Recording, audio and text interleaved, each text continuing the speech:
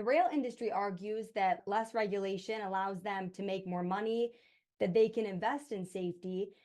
We do know derailments are less common now than they once were, but with longer, heavier trains carrying more hazardous materials, isn't the damage from today's derailments much greater than in years past? Well, that's one of the issues that we're really concerned about. The railroad industry has been making these trains longer and longer, and they're actually pushing to be able to have those longer and longer trains staffed by smaller and smaller crews, down to one person in some cases, if they get their way. I don't think it's ever a mistake to err on the side of safety. That's why we're pushing tougher safety regulations as a department. We're also working with Congress, and we want to see more from Congress. Railroad companies are already extremely profitable. This is not a question of their ability to stay in business or to be competitive. They're doing just fine. They need to be willing to make these kinds of investments, and we're going to require a high level of safety, whether they're willing or not, because it's the right thing to do to keep communities safe, to keep workers safe, and to make sure that the goods we count on every day move around this country safely. Yes, derailments might be down from where they were 10, 20, 30 years ago, but I don't see how we could ever be satisfied with having derailments take place on a daily basis, as they continue to do and always have here in the United States of America. That's preventable, and we should be preventing it. Now, another argument against new regulation is that it is expensive to incorporate new technology, and since virtually everything does travel by rail, increasing costs on the industry will ultimately lead to higher prices for consumers. Is that a valid point? I don't think that's a valid counterpoint to safety. And remember, these railroad companies have been able to become extremely profitable. And, a big part of how they've done that is they've been cutting the human side. They're cutting workers. Far fewer workers work in the railroad industry today than just a few years ago, even as the volumes of cargo that are being carried have grown and grown. It would be one thing if this was the most expensive way to move goods, and the cost of moving goods on freight rail had gone through the roof, but that's just not what we're seeing. What we're seeing instead is that these Class 1 freight railroads have become wildly profitable and need to be willing to accept a higher standard and a tougher standard of regulation. I promise you, they'll still be perfectly profitable, and we'll still have manageable cost of shipping. Matter of fact, we've done a lot of work to drive down the cost of shipping in general. It's part of why inflation has come down. None of that has been at the expense of safety, and it never should be. Now, you mentioned that you're pushing for more mandates, but we haven't seen that yet. And the Rail Safety Act, which is stuck in committee, leaves most new regulations up to you to draft. And you are a political appointee, subject to change if and when a new administration comes along. We are in an election year. So, and you're also susceptible to industry pressure. Is this bill too weak? Well, this is exactly why I think we need both administration action like what we're doing and tougher laws that are on the books no matter who gets elected. That way we know that we have both of those layers working to make our railroads safer. I can tell you our administration from day one has been tougher on safety regulations than the last administration, which tended to be softer and more willing to move in the direction that industry was asking. We think that's the right thing to do. We think what happened in East Palestine almost a year ago demonstrates even more than ever why it's the right thing to do. And that's why we've done things like advance our rule on minimum crew size so that you would have at least 2 people on these trains that are getting longer and longer. It's why we're advancing a rule on hazardous materials and tougher requirements for what these railroad companies need to inform communities of as these materials move through them. But I got to tell you, we're doing what we can with the legal authorities we have, but it would be different if we had more of the legislation that makes it all possible. And we're coming up on 1 year since East Palestine. It's been 11 months, and that Railway Safety Act is still sitting there in Congress waiting its turn. Any member of Congress who was quick to talk about this issue a year ago should be even quicker to get on the record today and say whether they're going to support this bipartisan Railway Safety Act. And we do know, I want to mention that 2-man crews are already an industry standard. So that being said, without more specifics in the law and calling on more actual mandates, won't industry lobbyists continue to fight to water down any new rules? Well, look, that's what they do.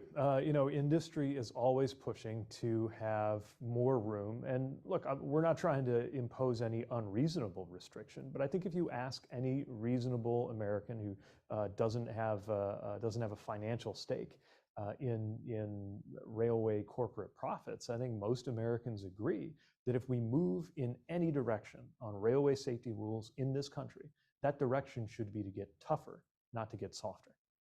Is there anything more that you think you could be doing before, we get to the next election, when and if a new administration comes along? Is there anything more you could be doing to push harder to get Congress to act and to get new mandates on the books? Well, that's one of the reasons I'm speaking out on this issue right now. We've been largely focused on what we can do in-house internally as an administration, but Congress really needs to step up here too. It didn't take long after that crash in Ohio for some Republican and Democratic members, including from Ohio, to step up and propose this legislation, but it's been almost a year now.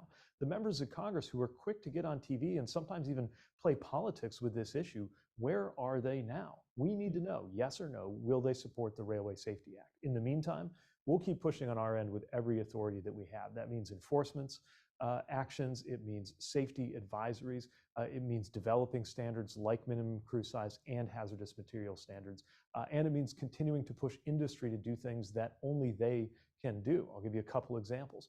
All of them agreed in principle to sign up for a confidential close call reporting system, but none of them have actually finalized that, and we're pressing them to do it. One area where we have seen improvement is around sick leave. I believe that safety is improved when you have adequate sick leave policies for railroad workers, because you don't want people showing up on the job when they're not 100%. A year and a half ago, very few workers had that protection.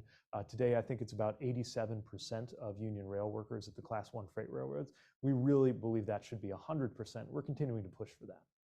And another thing with new technology, a lot of these companies are not using the most up-to-date safety technology that could catch problems faster. So why are rail companies resisting even those simple changes? And shouldn't those be mandated, you think?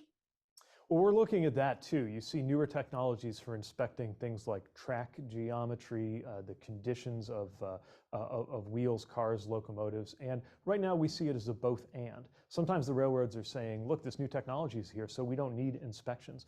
We believe that for now, it should be belt and suspenders. Sure, use the technologies. You should be using them more than ever. But let's not drop the human inspections. We need to make sure that we have every layer of safety that we can, so that things like what the people in the region around East Palestine went through a year ago never happen again. Wouldn't it be better to, because we've talked to some former FRA executives who mentioned, the human inspections are great as well, but what if you just mandated the new technology along with the human inspections? We're assessing that right now. Look, the new technology, by definition, it's newer. There's more work that needs to be done in order to prove it out. Obviously, we only want to require something once we know that it'll contribute to safety.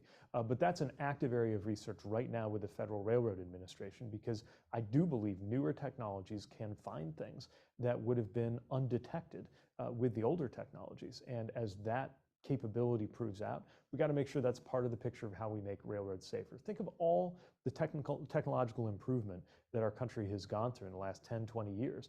That should translate into fewer and fewer railroad crashes each passing year. Right, because a lot of these technologies, our understanding is that, acoustic bearing detectors, things like that, the automated technology has been around for decades. So it depends on the particular type of technology, but yes, some of these things are more proven than others. All of them deserve to be researched, applied, and when we think something is a must-have, we're going to go ahead and require it, but the requirements that come from our department, frankly, that should be the floor, never the ceiling. And we're looking for these railroad companies to do the right thing, and what they really should do is go above and beyond the minimum. We're trying to raise that minimum and get Congress to work with us to do it. Again, I can't believe that we could reach the 1-year anniversary of East Palestine and still be waiting on Congress to pass that Railway Safety Act, which is a set of things that we know would make a difference. And Mr. Secretary, do you think we are any safer today than we were last February? Well, I do think the measures that we have undertaken over the last year have made a difference. I believe that the safety advisories about these defect detectors have made a difference. I certainly believe that we are safer now that 87% of rail workers have access to sick leave and less pressure to show up on the job sick. compared to a year or two ago. I believe, though, that there's a long way to go. I mean, look, none of us should be satisfied living in a country that has 1,000 derailments a year, which is how it is and how it's always been. That's just not good enough. And that's why there needs to be more action from the companies, from us with everything that is within our power, and certainly from Congress at a time like this. Yeah, and if the violation fines, are a maximum of just over 230,000, and these aren't mandated requirements, it's largely up to these private rail companies to impose these measures themselves, set their own, thresholds for hot bearing detectors and such. If it's not a mandate, how can the communities believe that we are any safer today? That's absolutely right. These rules need to exist and they need to have teeth. Right now, if we catch somebody in a violation, even one that leads to a fatality, our ability to impose a fine around that is capped by law in the neighborhood of $200,000. That law should change, and that's part of the Railway Safety Act waiting its turn on Capitol Hill right now.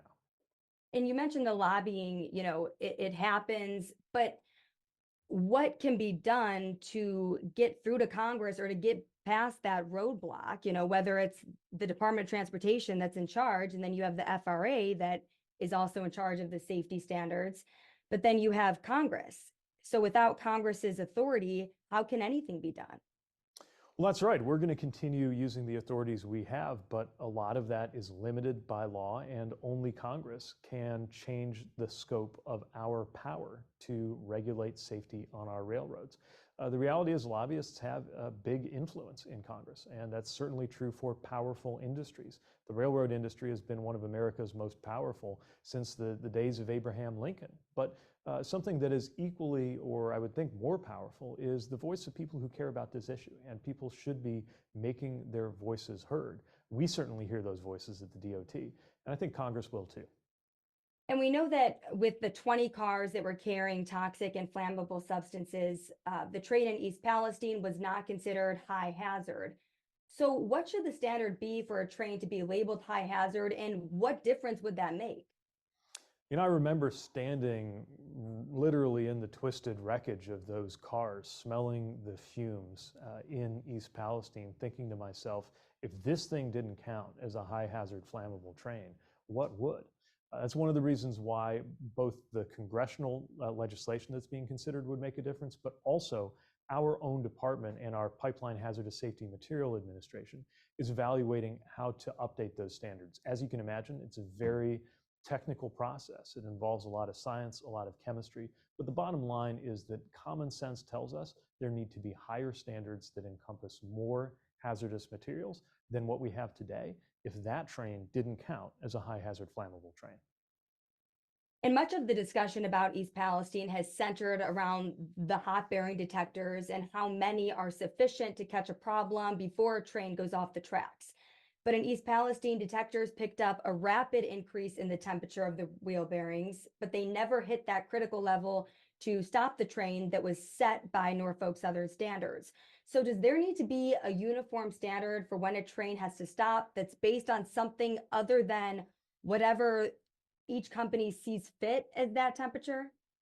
I do think that this is one of the most important questions that will be informed by the NTSB's report. They haven't yet put out their final report on the specific causes and findings from the East Palestine derailment. And look, I don't think we should wait on their report to take a number of these actions, but I do think that they will be able to give us a lot more conclusive findings on how to make the most of these defect detectors. If the technology for detecting them is already there, and it did not prevent this crash, then the question becomes, what should change in terms of how railroads respond to the data and the warnings that come in from these detectors?